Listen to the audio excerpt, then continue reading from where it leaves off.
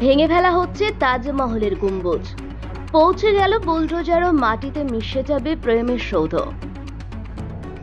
আগ্রার তাজমহল দুনিয়ার সপ্তম আশ্চর্যের একটি। বিপুল পরিমাণ রেভিনিউ আসে সম্রাট শাহজাহানের তৈরি ওই স্মৃতিসৌধ থেকে। এরকম তাজমহলের রেপ্লিকা রয়েছে দেশের বিভিন্ন জায়গায়। রাজস্থানের আজমের সেভেন ওয়ান্ডার পার্কেও রয়েছে এরকম একটি তাজমহল।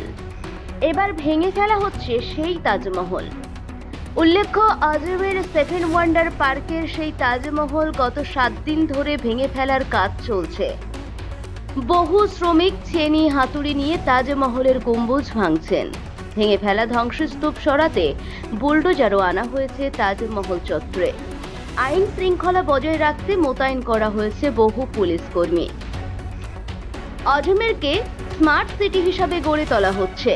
সেই প্রকল্পের আওতায় আজমের 11.64 কোটি টাকা খরচ করে গড়ে তোলা হয়েছিল সেভেন ওয়ান্ডার পার্ক। 2022 সালে ওই পার্কের উদ্বোধন করেন মুখ্যমন্ত্রী অশোক গেহলোট। উদ্বোধন হওয়ার পর থেকে পার্কটি সাধারণ মানুষের কাছে অত্যন্ত